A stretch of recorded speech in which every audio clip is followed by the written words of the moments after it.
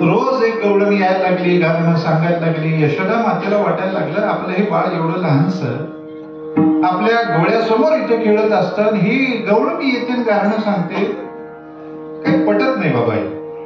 बरं गाणं सुद्धा असं सांगते की जी कोडी मोठ्या मुलाशिवाय कोणी करू शकत नाही. एवढं लहान बाळ एवढी मोठी कोडी कसं करेल बाबा?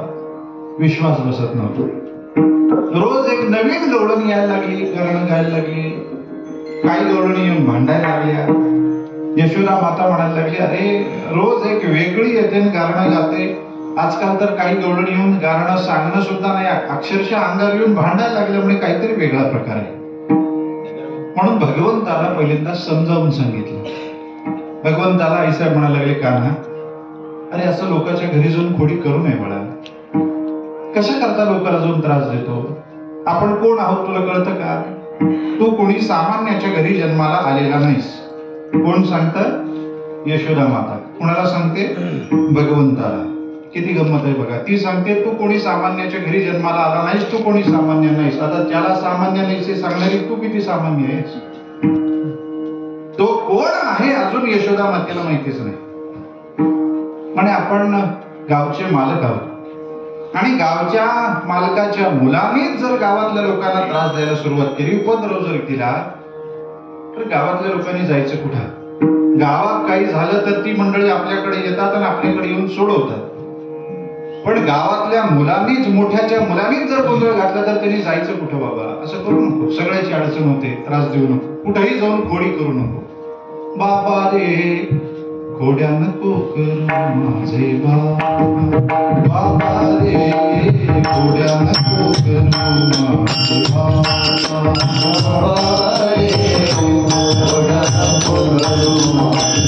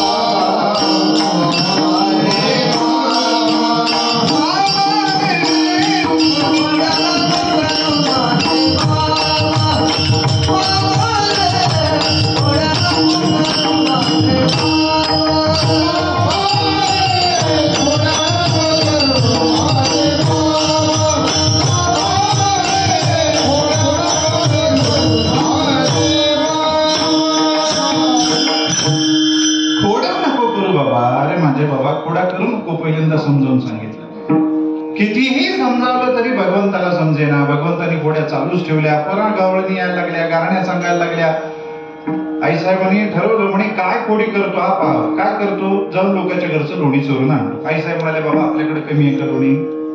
एक काम कर, तुला किती लोणी पाहिजे मला सांग. मला सांग किती पाहिजे. खरं तर भगवंताचं चरित्र आपण बारकाईने पाहिलं तर काही चरित्रामध्ये वर्णन आलं, आईसाहेब केवळ भगवंता करता म्हणून वेगळं लोणी काढून ठेवायचे. भगवंताला ज्या गायीचं दूध पाजलं जायचं ती गाय सुद्धा वेगळी. दूध, दही, तूप, लोणी ज्या गायीचं ती गायच वेगळी होती. तिचं नाव होतं पद्मगंधा. काही जणांनी वर्णन केलं, 1000 गायीचं दूध काढायचं ते 100 गायींना पाजायचं. 100 गायींचं दूध काढायचं ते 10 गायींना पाजायचं आणि पुन्हा त्या 10 गायीचं दूध काढायचं आणि या पद्मगंधेला पाजायचं. मग हिचं दूध काढून देवाला पाजायचं. ते दूध ज्याचं दही लावायचं त्याचं लोणी काढून ठेव. सगळं वेगळं भगवंता करता आईसाहेब करत. अरे बाबा तुझ्या करता एवढं करते मी, एवढं कमी पडतं का? अजून काढून घे. अजून अशा पद्मगंधेसारख्या गायी तयार करेन, भरपूर लोणी देईन. पण लोकांकडे जाऊन लोणी चोरून खाऊन खोडी करू नको बाबा. लोणी चोरू नको. तरी पण भगवंताने चालू ठेव. आईसाहेबांनी विचार केला, समजावून पाहिलं, काही उपाय झाला नाही, काही परिणाम झाला नाही. बर दाम देऊन पाहिलं, काही परिणाम नाही. माता म्हणे त्याला दंड दिला पाहिजे. आता तुला मारीन बरं का कृष्ण. आता जर एखादी जरी खोडी किंवा एखाद्याच्या घरी जाऊन तू चोरी केली लोण्याची, कानावर आलं, ज्या क्षणी आलं त्या क्षणी धरून तुला बडवून काढेल. आईसाहेबांनी दंड देण्याचा सुद्धा प्रयत्न केला, तरी पण भगवंताच्या खोड्यामध्ये काही कमी आलं नाही. शेवटी आईसाहेबांनी ठरवलं, काही नाही, आता याला गावाच्या बाहेर कुठतरी हाकलून द्यावं. नाहीतरी काय दुसरा पर्याय असतो? गावात जर असा कोणी असेल जो काही केला ऐकत नसेल तर काय करतात अशाला? आजकालच्या भाषेत सांगू का, तडीपार करतात. तडीपार कर म्हणजे काय? गावात याचा उपद्रव नको म्हणून याला तेवढ्या दिवसापुरता बाहेर घालायचं. आता याला दिवसभर हा त्रास देतो ना, मी एक काम करू, याला गावाच्या बाहेर पाठवायचं कसं? कारण पाठवण्याकरता म्हणून एकच पर्याय होता, तो म्हणजे विद्याध्यानासाठी गुरुकुलामध्ये पाठवणं, शिकायसाठी पाठवणं. पण याचं वय भरत नाही ना. जुन्या काळी शिक्षण घेण्याकरता मर्यादा होती. 8व्या वर्षी मुंज करायची आणि मग तिथून त्याला गुरूंच्या घरी नेऊन सोडायचं. कधीपर्यंत? 24 वर्षाचा होईपर्यंत. 24 वर्षाचा झाल्यानंतर त्याला घरी आणायचं. तोपर्यंत 8 ते 24 त्याचं शिक्षण चालू असतं. 16 वर्ष शिक्षण चालायचं. म्हणजे आता याचं वय भरत नाही, 5-7 वर्षाचे मुलं आहे, मग आता काय करायचं? म्हणजे एक काम करू, म्हणे काहीतरी असा पर्याय शोधून काढू ज्याच्यामुळे याला गोकुळातून बाहेर पाठवता येईल. काय पर्याय? आई साहेबांनी पाहिलं, म्हणे रोज आपलं गोधन घेऊन ही मंडळी जातात, याला घेऊन त्याच्यासोबत पाठवून भगवंताला बोलवलं. का ना? काय इकडे हे बघ, उद्यापासून गावात राहायचं नाही. काय करू मग आई? मी हे बघ, हे गोधन घेऊन जा. एवढ्या मोठ्या गाई, मी केवढा, गाय केवढी मोठी आहे, मग मी कसा घेऊन जाऊ शकतो? माझ्यानं गाई सांभाळल्या जातील का? आई साहेब म्हणाले, बरोबर आहे तुझं. एक काम कर, मोठ्या गाई नाही, लहान लहान वासरं घेऊन जा. गाई वासरं दोन्ही घेऊन, जे तुला सांभाळणं होईल त्याचं ते घेऊन जा. भगवान म्हणाले, मी एकटा जाणार नाही, दादालाही सोबत दे. बळराम दादालाही सोबत घेतलं. आणि मग दुसऱ्या दिवसापासून भगवान निघाले. उद्या जाईन मी राणा सवे घेऊन गोधना. आईने आज्ञा केली, भगवंतानी मान्य केली. दुसऱ्या दिवशी सकाळी यशोदा मातेनं भगवंताला तयार केलं आणि तयार करून भगवान गाईच्या मागे निघाले. सवंगडी पुन्हा जमा केली. भगवान रानावनात आले. पहिला दिवस भगवंताचा. भगवंतानी काय केलं? एकदा निरीक्षण केलं की रोज ही मंडळी गाई घेऊन येतात, गाई घेऊन आल्यानंतर काय काय करतात. सामान्यपणे सकाळची वेळी गाई घेऊन म्हणजे धारा काढल्या, काही गुरु काय असतील ती सोडायची, रानामध्ये न्यायची, त्यांना 3-4 तास पोटभर चरू द्यायचं. पोटभर खाणं झाल्यानंतर त्यांचं पोट भरल्यानंतर त्यांना सावलीला आणून बसवायचं, पाणी पाजायचं, सावलीला आणून बसवायचं. आणि मग सावलीला आणून बसवल्यानंतर आपल्या शिदऱ्या काढायच्या, आपल्या शिदऱ्या खायच्या. संध्याकाळपर्यंत तिथं सावलीमध्ये बसवायचं. संध्याकाळ ऊन उतरायला लागले की त्यांना घरी घेऊन यायचं. क्रम भगवंतांनी पाहिजे. 3-4 तास गाई खातात, 2-3 तास नंतर रवंथ करत बसतात आणि मग ही मुलं तेवढ्या काळामध्ये आपल्या शिदुऱ्या खातात, लोळत पडतात. त्याच्यानंतर संध्याकाळ झाली, घरी येतात. भगवंतांनी पाहिलं. दुसऱ्या दिवशी भगवान निघाल्यानंतर बरोबर ठरल्याप्रमाणे सगळं गाईनं चारलं. खरं तर आपल्याकडं असं म्हणतात, एखादा मुलगा शिकत नसेल, शाळेत जात नसेल तर त्याला म्हणतात, बाळा शाळेत जाऊ नको, तुला 2 म्हशी घेऊन देतो, म्हशी राख, त्याच कामाचा तू आहेस. पण मला हे चरित्र भगवंताचं थोडस चिंतन केल्यानंतर लक्षात आलं, गाई गुरं राखणं हे सुद्धा सोपं नाही. सोपी गोष्ट नाही, जगात सोपं काहीच नाही. अगदी ढोरं राखणं सुद्धा सोपं नाही. हो, आता त्याला आपण ढोर शब्द देतो आणि ढोराला सांभाळायचं म्हणजे किती कष्ट येतो. शहाण्याला सांभाळायला कष्ट लागतात, ढोराला सांभाळायला किती लागत असतील. विठ्ठल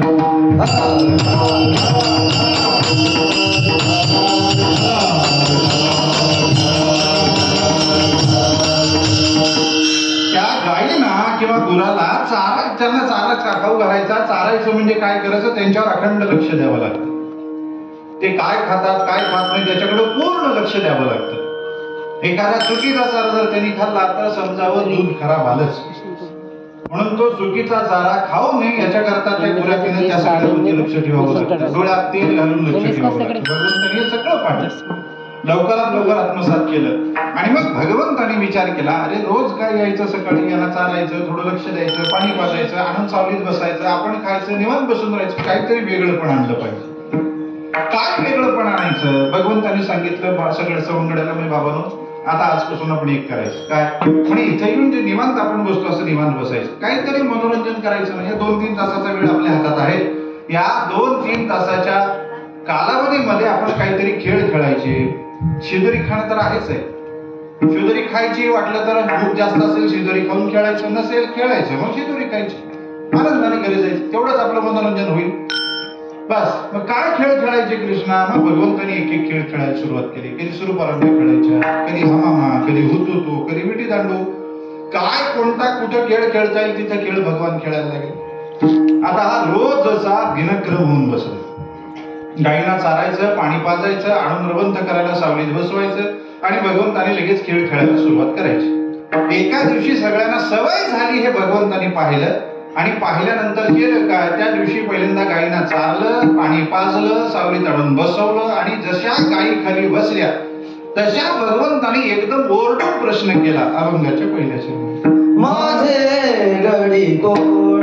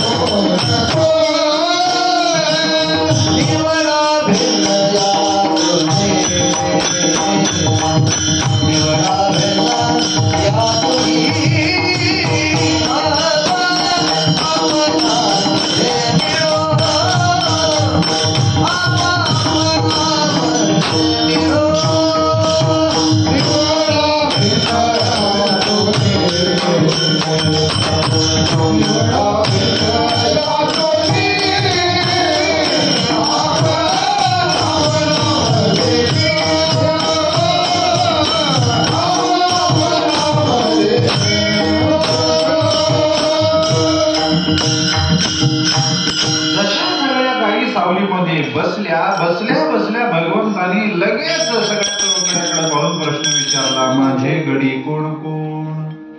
बाबांनो, माझे कोण कोण आहेत, गडी कोण कोण आहेत सांगा.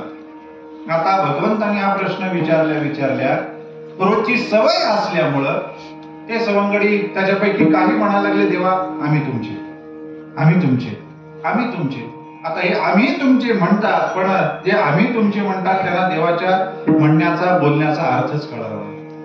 मुळात भगवंताचा गडी होण्याचा अधिकार या जगात कोणाला आहे? सामान्यपणे विचार केला तर सगळीच मंडळी आपण भगवंताची गडी होऊ शकतो. का?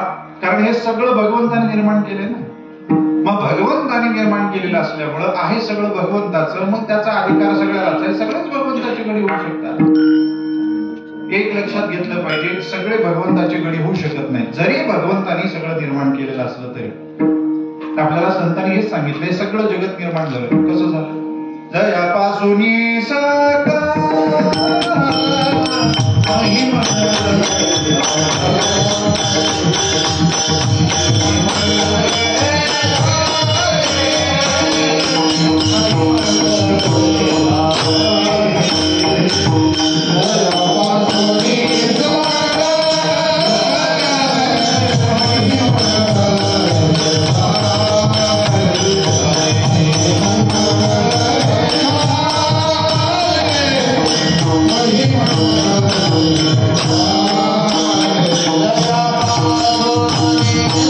Oh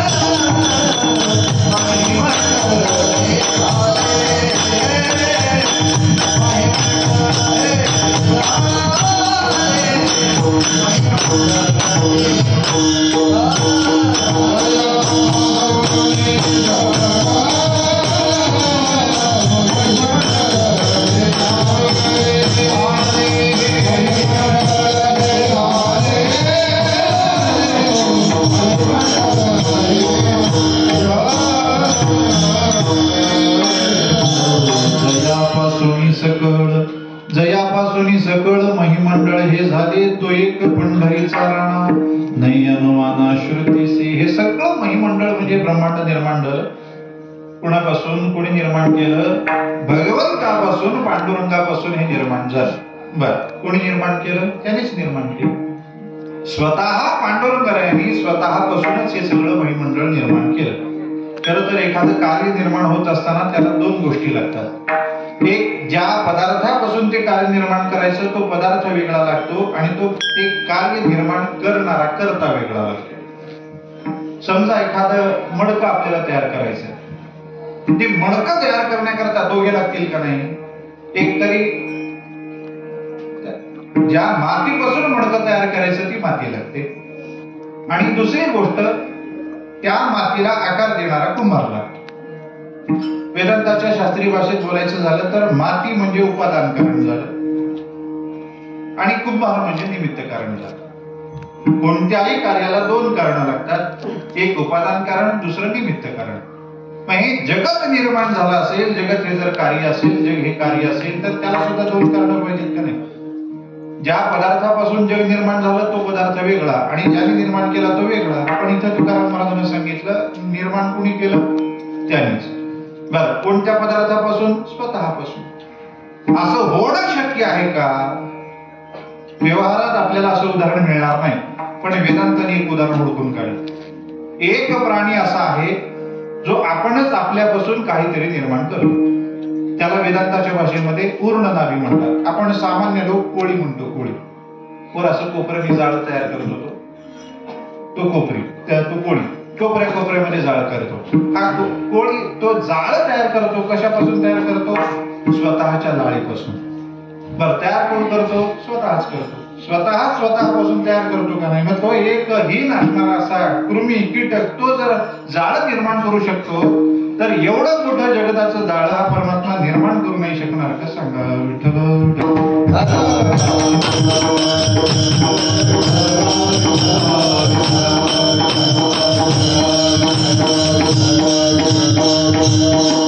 जगत परमात्म्याने निर्माण केलेलं असल्यामुळं सगळं परमात्म्याचं आहे, सगळं परमात्म्याचं असल्यामुळं सगळेच देवाचे गडी होण्याचे अधिकारी आहेत असं काही जणांचं म्हणणं. पण सगळ्यांनाच तो अधिकार नाही, कारण या जगामध्ये काही जड गोष्टी आहेत, काही चेतन गोष्टी आहेत. गडी होण्याकरता पहिल्यांदा चेतनत्व लागतं. तो जिवंत असावा लागतो, सजीव असावा लागतो. इतर जड पदार्थाचं चिंतन केलं तर त्यांच्या चेतनत्व नसल्यामुळं, सजीवता नसल्यामुळं, हालचाल होत नसल्यामुळं ते गडी होऊ शकत नाही. बरं, ज्यांच्यामध्ये हालचाल होते ते सगळेच्या सगळे गडी होतील का? 84 लक्ष योनी भगवंताने निर्माण केले. त्या 84 लक्ष योनीचा विचार केला, चिंतन केलं तर त्यापैकी 83,99,999 योनी अशा आहेत ज्यांना भगवंताने बुद्धीच दिली नाही. त्याच्यामुळं कोणता खेळ खेळावा, कोणाशी खेळावा, कोणाकडून होऊन खेळावा त्यांना काहीही कळत नाही. त्याच्यामुळे या योनीत जन्माला आलेले जीव सगळे बाजूला राहिले. जीव असून सुद्धा बुद्धी नसल्यामुळं ते बाजूला राहिले. बर, मग एक योनी राहिली ती म्हणजे तुमच्या माझ्यासारख्या माणसांची. या योनीत आलेल्या जीवाला भगवंताने बुद्धी दिली, मग हे सगळेच्या सगळे भगवंताचे गडी होतील. व्हायचा अधिकार सगळ्यांना आहे, पण जसं गडी होण्याकरता चेतनत्व लागतं, गडी होण्याकरता बुद्धी लागते, तसं गडी होण्याकरता भगवंतासोबत खेळण्याची इच्छा सुद्धा लागते.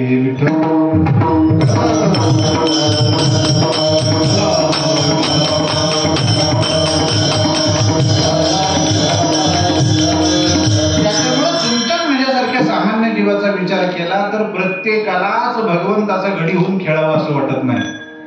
मुळात भगवंतानी म्हणा किंवा धर्मशास्त्रांनी म्हणा, वेदांतानी म्हणा, जीवाचे प्रकार केले. पामर, विषयी, मुमुक्षु, मुक्त, भक्त असे प्रकार केले. पामर कोणाला म्हणतात? ज्याला इहलोकातल्या भोगांची अपेक्षा असते, इच्छा असते. त्याला काय मिळावं वाटतं? फक्त इहलोकातले भोग मिळावे वाटतात. ल्यावे खावे बरे, खावे खावे बरे, असावे सदैव करी हार समताई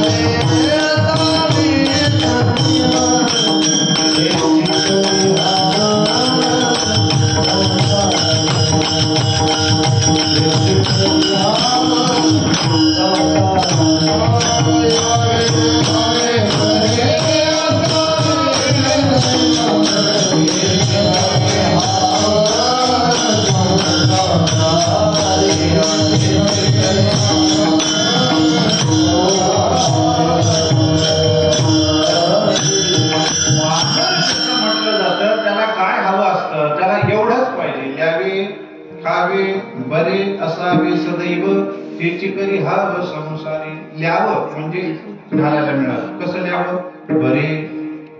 खावे सारखं खायला मिळालं. कसं? बरे. असावे सदैव आणि प्रत्येकाची इच्छा असते आपण सदैव असावं म्हणजे जिवंतच राहावं. आपल्याला मरणच येऊ. मरण एकदा जन्माला आल्यानंतर प्रत्येकाला वाटतं आता मरण आपल्या वाट्याला येऊच नाही. पण कितीही वाटलं तरी ते आल्याशिवाय राहत नाही. पण त्याला वाटतं बाबा कायम आपण असावं. बर, याला पामर म्हणतात. दुसरा विषय, त्या विषयीला इहलोकातले म्हणजे मृत्यू लोकातले पृथ्वीवरचे भोग नको, त्याला स्वर्गातले पाहिजे. स्वर्गातले म्हणती संसारी जन्मीजे यज्ञादी कर्म कीजे मग स्वर्ग सुख भोगीजे मनोहर. मृत्यू लोकामध्ये जन्माला यायचं, यज्ञादी कर्म करायचं. ज्या कर्माच्या जोरावरती आपल्याला स्वर्ग किंवा स्वर्गापेक्षा वरचे भोग त्या लोकात जाऊन राहून तिथले भोग भोगायला मिळतील. ते कर्म ते पुण्य जमा करायचं, त्या लोकात जायचं. इथलं नको पण तिथलं भोगत बसायचं. याला विषय म्हणतात. तिसरा आहे मुमुक्षु. मुमुक्षु कोणाला म्हणतात? ज्याच्या अंतःकरणात मोक्षाची इच्छा असते. मोक्षाची इच्छा अंतःकरणात असणाऱ्याला मुमुक्षु म्हणतात. आता मोक्ष म्हणजे काय हे जर कळत नसेल तुम्हाला आम्हाला सारख्याला तर मग त्याला मुमुक्षु कसं म्हणायचं? काही जणांनी सांगितलं जगामध्ये मुमुक्षुच नाही आणि काही जणांनी म्हटलं जगात सगळेच मुमुक्षु आहेत. जे म्हणतात जगात मुमुक्षुच नाही त्यांचं म्हणणं असं की मुमुक्षु कुणाला म्हणतात? ज्याच्या अंतःकरणात मोक्षाची इच्छा. मोक्ष कुणाला म्हणतात? त्याला दोन गोष्टी लागतात. दोन अंश मोक्षाचे सांगितले, कारणासह जगत निवृत्ती आणि ब्रह्मानंदाची प्राप्ती. दोन्ही पैकी कुठलाही अंश कुणाला हवा वाटत नाही. प्रत्येकाला कुणाला वाटतं सांगा? कारणासह जगत निवृत्ती म्हणजे सगळं जग जावं, जग बुडावं, कुणाला वाटतं? आणि ब्रह्मानंदाची प्राप्ती, अरे ब्रह्मानंद आम्ही भोगलाच नाही तरी तर ज्याचा अनुभवच नाही ते कुणाला वाटतं मला मिळावं वाटत नाही. म्हणजेच मोक्ष सिद्ध होत नाही, त्याच्यामुळे मुमुक्षुता सिद्ध होत नाही. काही जणांनी याच्या विरुद्ध सांगितलं, म्हणजे सगळे प्रत्येक जण मुमुक्षु आहेत. कारणासह जगत निवृत्ती शब्द जरी अवघड असतील, भाषा जरी अवघड असेल, संकल्पना जरी अवघड असेल तरी अर्थ सोपा आहे. कारणासह जगत निवृत्ती म्हणजे दुःख निवृत्ती आणि ब्रह्मानंदाची प्राप्ती म्हणजे सुखाची प्राप्ती. विठ्ठल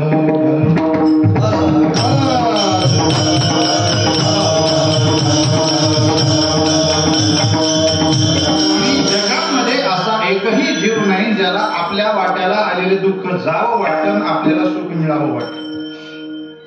एकही ना असं कुणाला वाटत नाही. सांग, प्रत्येकाला वाटतं दुःख जावं. मज लागे दुःख व्हावे ऐसे कोणी भावे न जीवे मज दुःख भोगवावा हे नावडे कोणाच्या जीवा. नाथ महाराज सांगतात कोणत्याही जीवाला मला दुःख व्हावं असं वाटत नाही. बरं, सुखाच्या बाबतीत सगळ्याला वाटतं मला सुख मिळावं आणि प्रत्येकाला सुख मिळावं वाटतं, प्रत्येकाला दुःख जावं वाटतं. म्हणजे प्रत्येकाच्या अंतःकरणात मोक्षाची इच्छा आहे आणि म्हणून प्रत्येक जीव हा मुमुक्षु, प्रत्येक मनुष्य प्राणी हा मुमुक्षु आहे, सिद्ध केलं. बरं, दुःख जावं वाटतं. कसं जावं वाटतं? एकदा गेलं की परत येऊच नाही. सुख मिळावं वाटतं. कसं मिळावं वाटतं? एकदा मिळालं की ते जाऊच नाही. प्रत्येकाची इच्छा, प्रत्येक जण मुमुक्षु झाला, याला मुमुक्षु म्हणतात. पामर जरी झाला काय, विषय जरी झाला काय, यांच्यापेक्षा श्रेष्ठ असणारा मुमुक्षु जरी झाला काय, यापैकी कुणाला देवाचा गडी व्हावं वाटतं? सांग. पामराला गडी व्हायचं नाही त्याला हे लोकातले भोग पाहिजे, विषयाला गडी व्हायचं नाही त्याला परलोकातले भोग पाहिजे. मुमुक्षुला भगवंताचा गडी व्हायची इच्छा नाही, त्याला फक्त मोक्ष प्राप्त करून घ्यायचे. बरं, याच्या पुढचा आहे त्याला मुक्त म्हणतात. मुक्त कुणाला म्हणतात? मुक्त कास या म्हणावे, मुक्त कास या म्हणावे.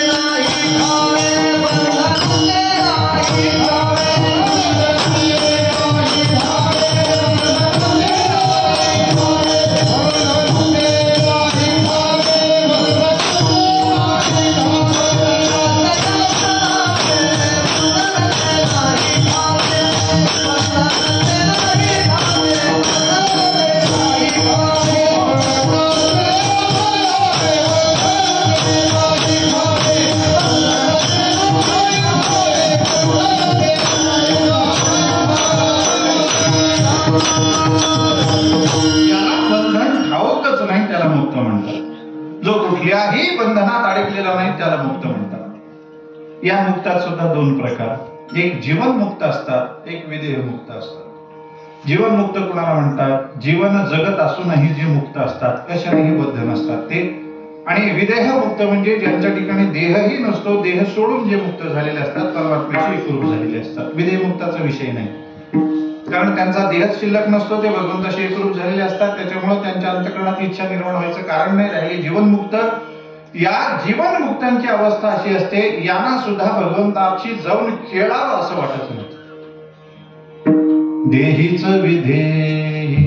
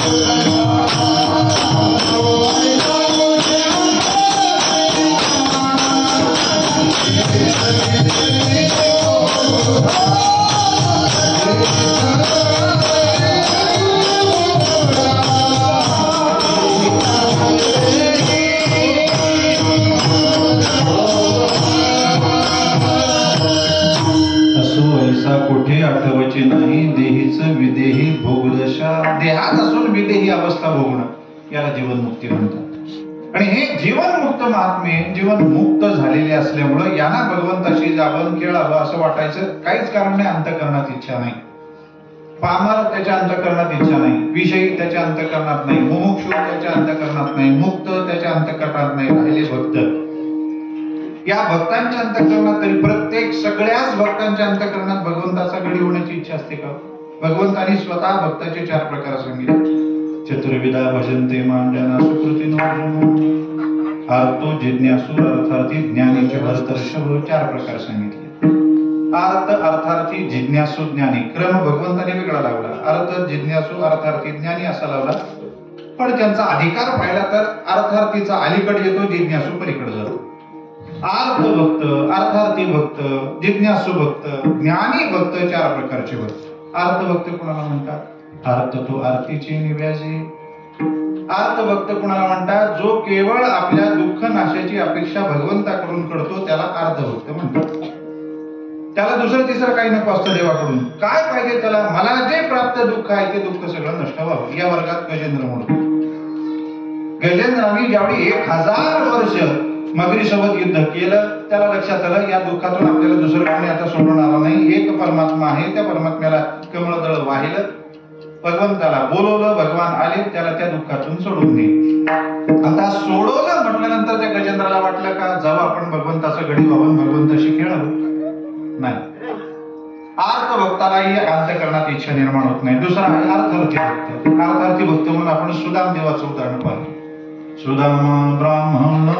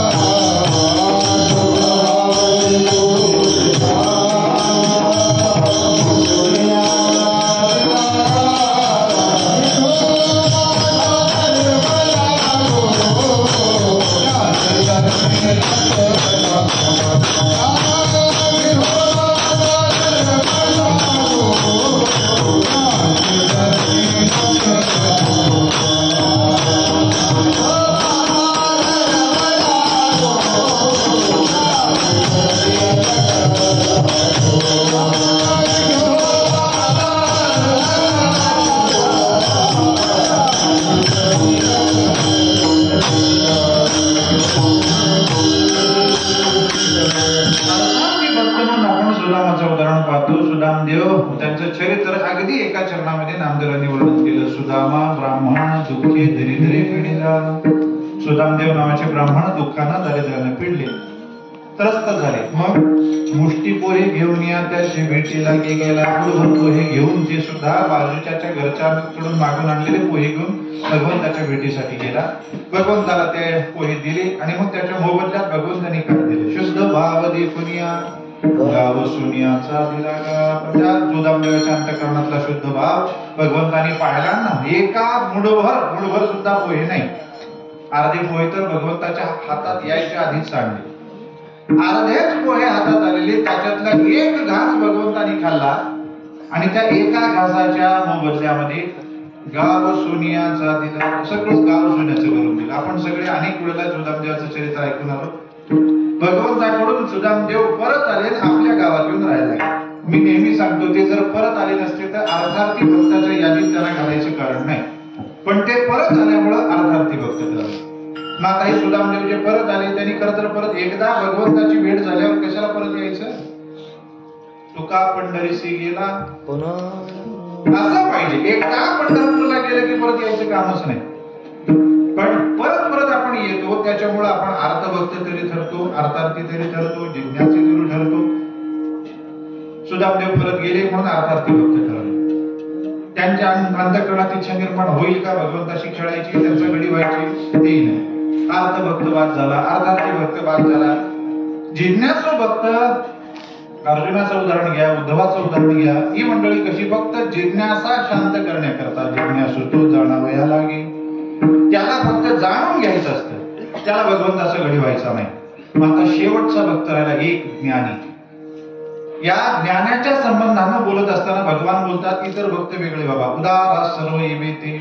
हे जे सगळे भक्त आहेत ते उदार म्हणजे उत्कृष्ट आहेत. इथं उदार शब्द उत्कृष्ट या अर्थानं, श्रेष्ठ या अर्थाने घ्यायचं, दानशूर या अर्थानं नाही. गीतेतला श्लोक आहे, ज्ञानी तो आत्मैव मे मतम. पण या सगळ्यांमध्ये विचार केला तर ज्ञानी नावाचा भक्त म्हणजे माझा आत्मा. तो आत्मा माझा आहे. मग हा आत्मा भगवंताचा, जो भगवंताला ओळखतो, जो भगवंताला ओळखल्यानंतर त्याच्याच आणि केवळ त्याच्याच अंतःकरणात भगवंताशी खेळायची इच्छा निर्माण होत असते. विठ्ठल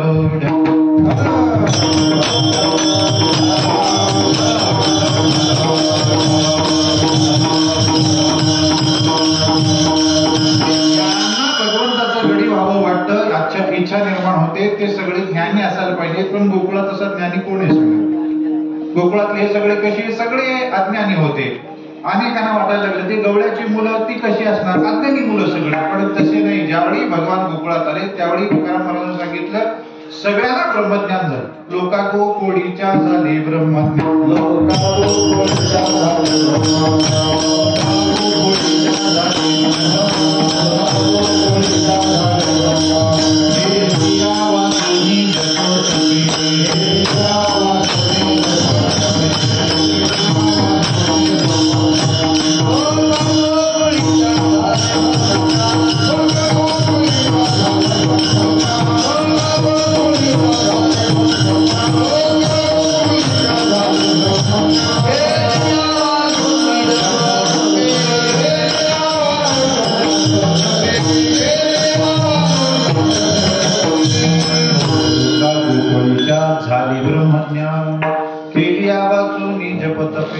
भगवान गोकुळात आले.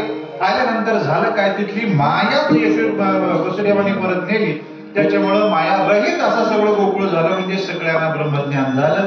त्याच्यामुळं प्रत्येक गोपाळ हा ब्रह्मज्ञानी होता आणि प्रत्येक गोपाळ हाच केवळ भगवंताशी खेळण्याचा अधिकारी होता. आणि हे भगवंताने ओळखलं, एकदम आवाज दिला, माझ्याकडे कोण कोण? निवडा भिन्न यातुनी. भगवंताने सांगितलं निवडा. पहिले माझे कोण आहेत त्याची निवड करा, बाकीच्यांना भिन्न करा. या सगळ्यातून पहिले माझं कोण आहे पहा. भगवंताचे जे सवंगडी होते त्याच्यात 4 प्रकार भक्तिशास्त्राने सांगितले. एक सुहृद होते, दुसरे सखे होते, तिसरे प्रिय सखे होते आणि चौथे प्रिय नर्म सखे होते. सुहृद कुणाला म्हणतात? अगदी सोप्या भाषेत सांगायचं झालं तर जे भगवंतापेक्षा वयाने मोठे होते त्यांना सुहृद म्हटलं. सखा कोणाला म्हटलं? जे भगवंतापेक्षा वयाने लहान होते त्यांना. प्रिय सखा कोणाला म्हटलं? जे भगवंताच्या बरोबरीचे होते पण त्याच्याकडे यशोदा मातेने वेगळं काम दिलेलं होतं. सुरधांकडे काम दिलं होतं भगवंताच्या रक्षणाचं, कारण वयानं मोठे होते. सख्यांकडे काम दिलं होतं भगवंताची सेवा करण्याचे, कारण ते वयाने लहान होते म्हणून. प्रिय सखांकडे काम होतं भगवंताचं मनोरंजन करण्याचं, आणि प्रिय नर्म सख्याकडे काम होतं भगवंताच्या अंतरंगामध्ये सामील व्हायचं. 4 प्रकारचे भक्त होते. ज्यावेळी माझा कोण म्हणून भगवंताने विचारलं, त्यावेळी सखे म्हणायला लागले, देवा तुम्ही आणि ते मोठे काय खेळायचे खेळ आम्ही खेळणार नाही, आम्ही सगळ्यात लहान आहोत, कुणाही कडून आम्ही गेलो तरी त्रास आम्हालाच होणार आहे, आम्ही पहिलेच बाहेर बसतो, आम्ही खेळ बघायला बाहेर बसतो. सखे बाहेर बसायला गेल्यानंतर हे प्रिय नर्म सखा होता, तो म्हणायला लागला, अरे यांना कळत नाही, भगवान बोलतात माझे गडी कोण आहेत, नुसते गडी कोण आहेत नाही कळत नाही, भगवंताच्या बोलण्याचा अर्थ यांना कळत नाही, हे वयानेही लहान आहेत आणि बुद्धीनेही लहान आहेत. काही मंडळी वयानेही लहान असतात, बुद्धीनेही लहान असतात. काही मंडळी वयानं मोठी असतात, बुद्धीने लहान असतात. काही मंडळी वयाने बुद्धीने दोन्हीने मोठे असतात. काही मंडळी वयाने लहान पण बुद्धीने महान असतात, मोठी असतात. ज्ञानोबांचं उदाहरण घ्या. ज्ञानोबांनी ज्ञानेश्वरी लिहिली, कितव्या वर्षी सांगितली? 16व्या वर्षी. लहान वय पण बुद्धिमत्ता केवढी. जगद्गुरु शंकराचार्यांचं पहा, 8 वर्षाचा असताना त्यांनी सगळ्या वेदाचं अध्ययन केलं. 8 वर्षे चतुर्वेदी, 12 सर्वशास्त्रवेद, 16 कृतवान भाष्यम. 8 वर्षाचे असताना जगद्गुरु शंकराचार्यांनी सगळ्या वेदाचा अभ्यास केला. 12व्या वर्षापर्यंत त्यांनी सगळा शास्त्रांचा अभ्यास केला. 16व्या वर्षी तरी सगळ्या मोठ्या मोठ्या ग्रंथावरती स्वतः निरूपण केलं, टीका लिहिली, आणि 32व्या वर्षी गुहाप्रवेश करून निघून गेले. वय 8 वर्षाचं पण बुद्धिमत्ता केवढी. वय लहान, बुद्धी मोठी महान. काही जणांचं वय अधिक असतं पण बुद्धी कमी असते. उदाहरण बाकी सांगायलाच नको, बरीच मंडळी आपल्या आजूबाजूला असेच असतात. काही जणांचं वयही मोठं, बुद्धीही मोठी. सगळीच मोठी संत मंडळी वयाने मोठी असणारी पहा.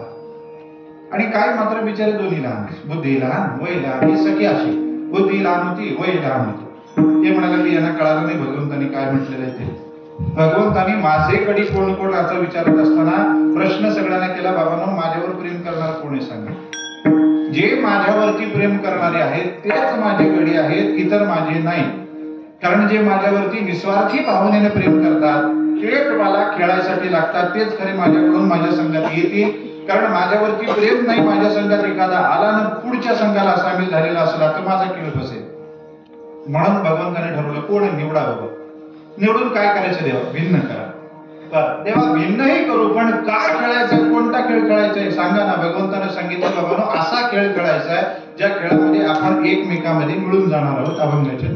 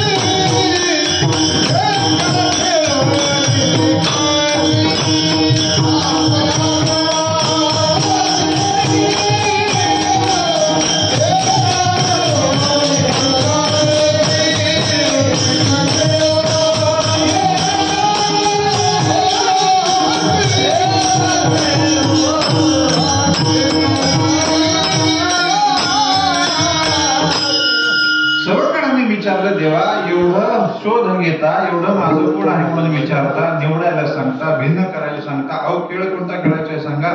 भगवान म्हणायला लागले असा खेळ खेळायचा आहे ज्या खेळात आपण एकमेकांमध्ये मिळून जाणार होता, आपापणामध्ये मिळून एक खेळो एकाशी, एक एकाशी खेळणार, या संघातला एक या संघातला एक, असं दोघे म्हणून प्रत्येकातला संघातला प्रत्येक जण प्रत्येकाशी खेळणार आहे. असा खेळ आपल्याला खेळायचा आहे. आणि हा खेळ खेळायचा आहे म्हटल्यानंतर जे लहान होते ते म्हणाले देवा, आम्ही तर तुमच्या जवळही येणार नाही, तुमच्यापासून 50 फूट लांब जाऊन बसू, या खेळामध्ये तुम्ही विनाकारण आम्हाला घ्या आणि आम्हाला सगळ्याला त्रास द्याल, आम्हाला दुःख होईल, आम्हाला ते सहन होणार नाही. हे सगळे लांब जाऊन बसले. मग हे लांब जाऊन बसलेलं ज्यावेळी भगवंतानी पाहिलं त्यावेळी भगवंतानी काही सवंगडाला आज्ञा केली, अरे बाबांनो, हे खेळात सामील होत नाही, हे बाजूला जाऊन बसलेले, यांना खेळ सुद्धा बघू द्यायचं नाही, यांना काडी मोड द्या. अभंगाच्या तिसऱ्या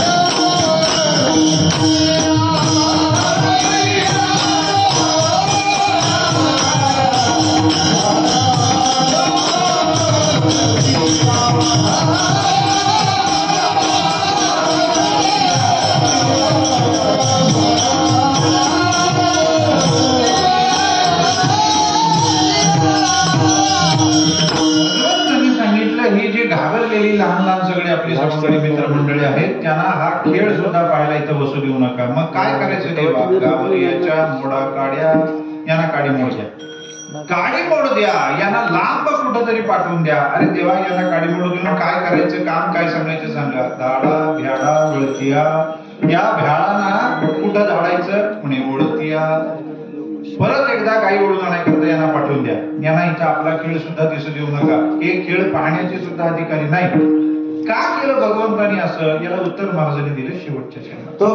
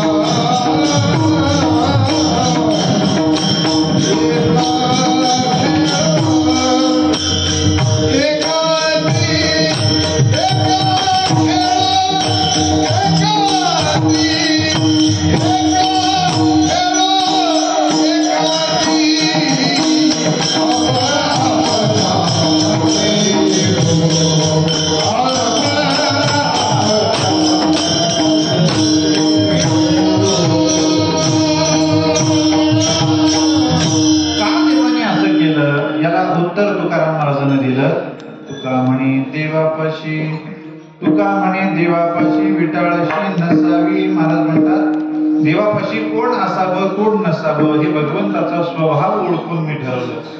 देवाजवळ विटाळशी माणसं चालत नाही. विटाळशी म्हणजे ज्यांचा अंतःकरणामध्ये काही दोष आहे. विटाळशी शब्दाचा विग्रह केला. विट आणि आळशी. आळशी म्हणजे अंगामध्ये आळस असणारे आणि विट म्हणजे जे दोषपूर्ण आहेत असे. दोष अंतःकरणात आहे, अशुद्ध आहेत, अपवित्र आहेत असे भगवंताला जवळ चालत नाहीत.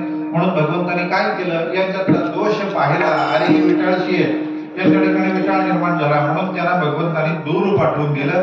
आणि ही दूर मंडळी गेल्यानंतर भगवंताने काय केलं, आपला एक गट तयार केला, संघ तयार केला. आणि पुढच्या संघाशी खेळत असताना भगवान कसे खेळले, आपापणामध्ये मिळून एक खेळू एकाशी एकाशी एक खेळ खेळून भगवंताने त्या दिवशी तो खेळ साजरा केला.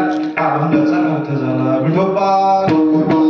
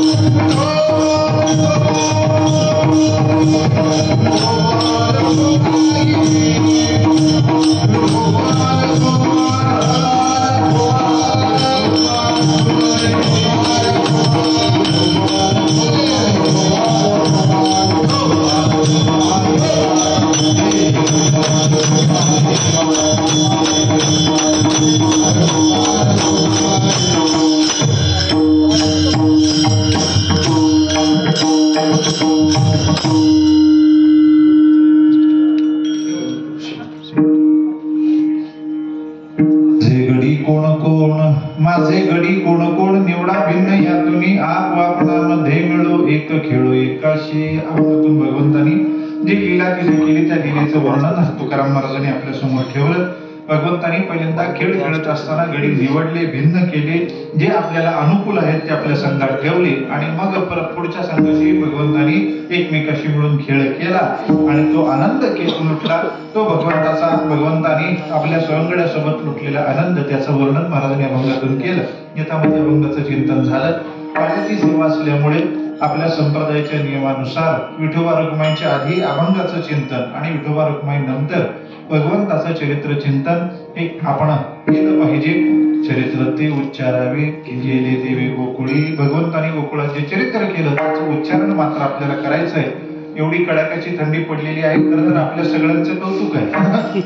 थोडं जोरात वारा आले की सगळ्याची उपरणी बोट गोंधळायला लागली. आता गुगडे मला वाटतं मी ज्ञान दोघे बाळू महाराज आहेत म्हणा, पण मला हे बघितलं की थोडस वाटायला लागलं आता पटकन अभंग सोडून संभव पटकन चरित्र सांगून सेवा संपवी. पण घड्याळ बघितल्यावर वाटतं 11:30 झाले. आता करावं का सोडावं या द्विधा मनस्थितीत असल्यामुळे अगदी थोडक्यात भगवंताचं चरित्र सांगतो आणि माझी सेवा संपवतो. गायीनं पृथ्वीनं गायीचं रूप घेतलं. ती गाय गेली ब्रह्मदेवाकडं. गायी समोर ब्रह्मदेवासमोर गायीनं गारणं मांडलं. ते गारणं ब्रह्मदेवाला पटलं. ब्रह्मदेवानी सगळ्या देवतांना सोबत घेतलं. क्षीर समुद्र गाठला. तिथं पुरुष सक्तानं स्तवन केलं आणि तिथं भगवंतानी आकाशवाणीनं सांगितलं, बाई काळजी करू नको, तुझ्या भार हलका करण्याकरता मी लवकरच तुझ्यावरती अवतार घेईन, तुझा सगळा भार हलका करेन. हे सांगण्याकरता भगवंताने आकाशवाणी गेली आणि त्याच्यानंतर पृथ्वी माता परत गेली. भगवंतानी योजना सुरू केली. सगळ्या देवतांना सांगितलं, तुम्ही मला यादव रूपाने सहकार्याला या.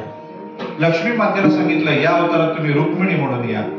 आणि शेषाला भगवान म्हणायला लागले, आता तू वडील होई गा सर्वज्ञ, पाळी नमी आज्ञा तुझे बारे. आता तुम्ही यावेळी मोठ व्हा बरं का शेषा, मी लहान भाऊ होणार, तुम्ही आज्ञा करा, मी आज्ञा पाळणार. मागच्या अवतारात जे घडलं त्याच्या विरुद्ध आपण करू. सगळ्याला भगवंतानी तयार केलं आणि इकडं भगवान वाट बघायला लागले. म्हणजे योग्य आई बाप आपल्याला मिळाले पाहिजे. मग वसुदेव देवकी हे दोन योग्य दिसले. त्या दोघांचा विवाह भगवंतानी पहिल्यांदा लावला आणि मग विवाह झाल्यानंतर संध्याकाळी आनंदाने कंस, तिचा चुलत भाऊ, तो सखा भाऊ नव्हता, चुलत भाऊ, तो आनंदाने बोळवण करत होता. स्वतः रथ चालत आपल्या बहिणीला सोडवायला निघालेला. पण तिथं आकाशवाणी झाली. आकाशवाणीनं सांगितलं, जिची आनंदाने बोळवण करतोय बाबा, तिच्या पोटी येणारा 8वा त्याच्या हातून तुझा मृत्यू आहे. तू ज्याच्या हातून मरणार आहेस. ऐकल्या ऐकल्या कंसाने रथ थांबवला. रथातून खाली उडी घेतली. आपल्या बहिणीला केसाला धरून खाली ओढलं. कमरेची तलवार उपसली, मानेवर चालवणार. इतक्यात वसुदेव समोर आले. दोघांमध्ये करार झाला. म्हणे काय कशा करता तुम्ही हे करता? आकाशवाणी झाली, 8वा मुलगा मला मारणार आहे. म्हणे 8 मुलं होणार आहेत, 8च्या 8 मी तुम्हाला आणून देतो. मग करार झाल्याप्रमाणे पहिली 6 मुलं कंसाला आणून दिली. 6 मुलं कंसाने मारली. 7व्याला मात्र आकर्षण करून रोहिणी मातेच्या गर्भामध्ये भगवंताने स्थापित केलं. तिकडं बलरामदाराचा अवतार झाला आणि 8व्या वेळेला परमात्मा प्रगटले. अयोनी संभव नोहे काही श्रमी, नामयाचा स्वामी प्रगटला. नामजारांनी वर्णन केलं. अयोनी संभवातून परमात्म्याचं प्रगटीकरण झालं. भगवान अवताराला आले ते एकदम चतुर्भुज रूप घेऊन आले. देवकी मातेने विनंती केली, देवा असं नाही, लहान मुलाचं रूप घ्या. लहान मुलाचं रूप घेतलं. आता वसुदेवाला वाटायला लागलं, याच्या करता पहिली 7 गेली, याला तर हा कंस काही जिवंत सोडणार नाही. हे एक मूल तरी आपलं वाचलं पाहिजे. म्हणून त्याला घट्ट मिठी मारून बसले. मागून देवकी माता म्हणते, सोडा सोडा मिठी, लपवा लपवा जगजेठी झणी कंसासी कळेल माझ्या बाळाशी मारेल. बाबा कंसाला कळेल माझ्या बाळाला मारेल, लपवा कुठंतरी. कुठं लपवायचं? भगवंतानी पत्ता सांगितला. नंदाच्या घराला मजनी गोकुळाला माया उपजली जेथे ठेवी मज आणि येथे म्हणती असे रक्षपाळ ते न मोहिले सकळ अच्छादित रूप नामा म्हणे माझा बाप. मग काय पत्ता सांगितला? नंदाच्या घरी घेऊन जा, तिथं मुलगी जन्माला आली, तिथं मला ठेवा, तिला इकडे घेऊन या. वसुदेव म्हणायला लागले हे रक्षपाळ आहेत ना, भगवंतानं सांगितलं ते म्या मोहिले सकळ, सगळ्यांना मी मोहून टाकलं, काळजी करू नका. मग त्या भगवंताच्या रूपाला आच्छादन वसुदेवाने टाकलं. आच्छादित रूप नामा म्हणे माझा बाप. आच्छादन टाकून डोकल्यात ठेवून भगवंताला डोक्यावर घेतलं. साखळ दंड गळून पडले, दारं सगळी उघडली, द्वारपाल मूर्छित झाले. आणि मग मिळालेल्या वाटेनं वसुदेव यमुनेच्या वाळवंटात आले. मंद मंद पाऊस पडत होता, दिशा प्रसन्न झालेल्या होत्या, शेषाने छत्र धरलेलं होतं.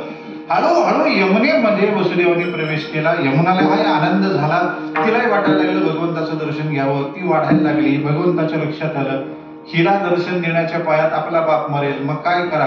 एक पाय बाहेर काढला, पुरतडला साठ त्यासी लावेला अंगुष्ठ, त्याला अंगठा लावला. भगवंताचं दर्शन मिळायला यमुना दुभंगली आणि दुभंगून तिनं आपलं अंतःकरण मोकळं करून दाखवलं. देवा म्हणे मी वरून जशी दिसते तशी आतून नाही. बरं, वरून काळी दिसते, तुम्हाला वाटतं ही वरून आतून दोन्हीकडून काळी आहे, तशी नाही. माझं अंतःकरण स्वच्छ आहे देवा, माझा स्वीकार करा.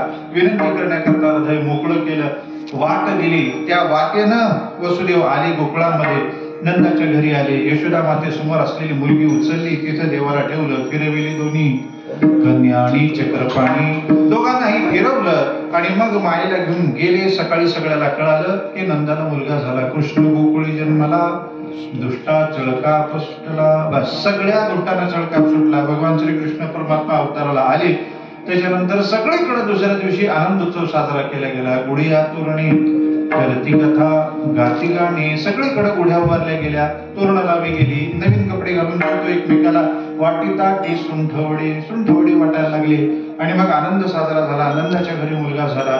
मग नंदाच्या घरी मुलगा झाला, इकडं आनंद झाला. खरं तिकडं ज्यावेळी ही माया गेली त्यावेळी बाळाचा रात्रीच रडण्याचा आवाज आला. द्वारपालानं जाऊन सांगितलं तुमचा वैरी जन्माला आला. इकडं कंस धावत पळत आला. हातात मुलाला घेतलं, पाहिलं तर मुलगी आहे. मग काय करावं म्हणे, हिला सुद्धा जेवण ठेवायचं कारण नाही, कारण देव मायावी आहे, कधी मुलीचा मुलगा होईल सांगता येणार नाही. म्हणून त्या मुलीला सुद्धा गरगर हवेत फिरून आपटणार. एवढ्यात ती हातातून सुटली आणि सांगितलं तुझं लागी वधी उपजला आधी. बाबा तुझा वधी माझ्या आधीच जन्माला आलेला आहे. कंसाने ऐकलं, आपल्या बहीण भाऊजीला सोडलं.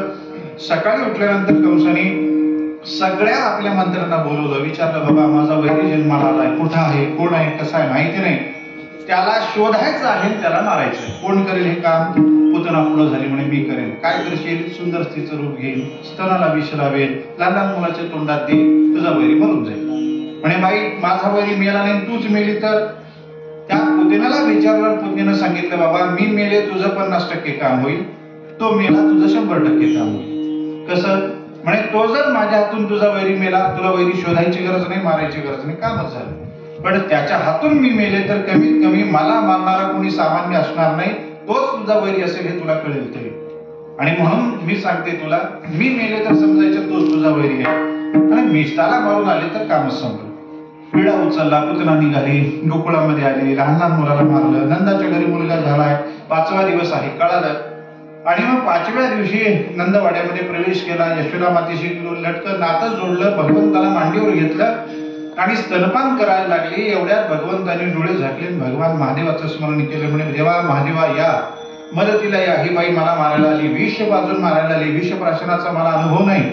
तुम्ही ज्यावेळी समुद्र मंथन झालं त्यावेळी निघालेले हलाहले विष प्राचन केलं आणि ते कंठात साठवलं. तुम्हाला अनुभव आहे, तुम्ही ते पचवू शकता, या सहकार्याला. महादेवाचा दावा केला आणि मग डोळे झाकून दूध घ्यायला भगवंतांनी सुरुवात केली. दूधही घेतलं, विषही घेतलं आणि प्राणही आकर्षून घेतले आणि त्या पुतणीचा उद्धार भगवंतांनी केला. पुतना मेली हे कंसाला कळालं आणि त्याच्या लक्षात आलं इथं माझं वैरी नंदाच्या घरी जन्म आलेला आहे, मग काय करा आता? म्हणजे एक एक अजून पुढची असुर पाठवायला सुरुवात केली. पुतना गेली, मग तृणावर्त आला, तृणावर्त गेला, मग महाबळवट आला, मग एक एक एक एक असुर पाठवायला लागले, इकडे एक एक भगवंताचे संस्कार व्हायला लागले. यातकर्म संस्कार झाला, नामकरण विधी झाला, अन्नप्राशन विधी झाला. भगवंताचे रोज एक काहीतरी निमित्तानं उत्सव यशोदा माता साजरा करायला लागली. हळूहळू भगवान अंगणामध्ये रांगायला लागले. तळवेतळ हात टेके डाव्या गुडघ्याने रांगत रांगत रांगत भगवंतानी सगळा वाड्यामध्ये उत्साह मांडला. एका दिवशी भगवंतावर रागावून यशोदा मातेनं भगवंताला उकळाला बांधलं. उकळाच्या साह्याने यमनार्जुनाचा उद्धार भगवंतानी केला. आणि मग भगवान चालायला लागले तेवढी वाड्याच्या बाहेर पाय पडला. घरातल्या खोड्या थांबल्या, गावात सुरू झाल्या. प्रत्येक गवळणीच्या घरी जाऊन काहीतरी खोडी करावी, गवळण येऊन तक्रार सांगावी, गवळणी येऊन तक्रार सांगावी. मग यशोदा मातेनं प्रयत्न करून भगवंताला आपण सुरुवातीला पाहून आलो, त्या गोकुळाच्या बाहेर पाठवलं. भगवान काय महाराज गोकुळातून बाहेर पडले, रानावनात आले, तिथेही आपल्या लीला चालू. रोज एक खेळ खेळायचा. एखादा असुर भेटला त्याचा वध करायचा. कधी आगासुराचा वध, कधी बकासुराचा वध, कधी कालियामर्दन केलं. अनेकांना यमसदनी भगवंतानी पाठवलं. आणि मग एका दिवशी भगवंतानी जाहीर केलं, बाबांनो उद्या आपल्याला काला करायचंय. माझे आहे तैसे पाही, नाहीतरी घरा जाई, चोरून या माई, नवनीता नावे. जशी माझी शिदोरी तशी शिदोरी घेऊन या. सगळ्यांनी आपण एक शिदोरी एकत्र करायची, मी माझ्या हाताने वाटणार. दुसऱ्या दिवशी भगवंतानी सांगितल्याप्रमाणे सगळ्यांनी शिदोरी आणल्या.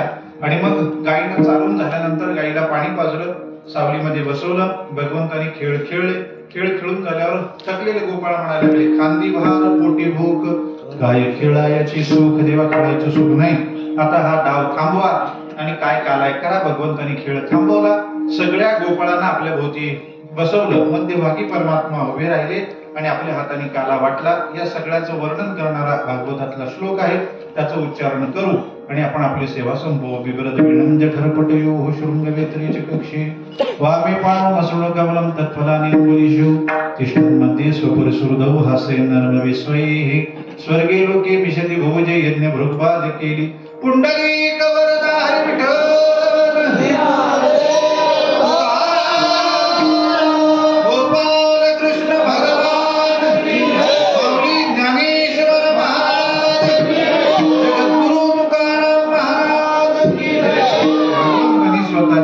काला वाटला.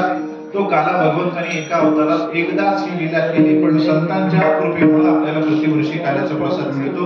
आणि आपल्याकडची परंपरा तर रात्रीची आहे. मागच्या वर्षी मी या सेवेसाठी आलो त्यावेळी आपल्याला सांगितलं होतं, एक आमच्या घरी म्हणजे देगलूरकर घराण्यामध्ये मूळपुरुषाचा उत्सव पंढरपूरला होतो. त्यावेळी सुद्धा उत्सवाची सांगता ही रात्रीच्या दिवशीच काल्याच्या कीर्तनाने होते. तोच काही आभास इथे आल्यावर मला मागच्या वर्षी झाला, याही वर्षी ही काल्याची सेवा करून मला खूप आनंद वाटतो आहे. भगवंताच्या चरणी प्रार्थना एवढीच आहे, उत्सव करणारी, सप्ताह करणारी मंडळी, या सप्ताहाला उत्सवाला सहकार्य करणारी मंडळी, आयोजक, संयोजक, निमंत्रक मंडळी, आपण सज्जन श्रोते मंडळी, ग्रामस्थ मंडळी, ही मुळजन टाळकरी मंडळी, या सगळ्यांना, वादक मंडळी, या सगळ्यांना भगवंतानी उदंड आयुष्य द्यावं, आरोग्य द्यावं, ऐश्वर्य द्यावं, अशीच सेवा सगळ्यांकडून करून घ्यावी ही प्रार्थना करतो आणि थांबतो. ज्ञानेश्वर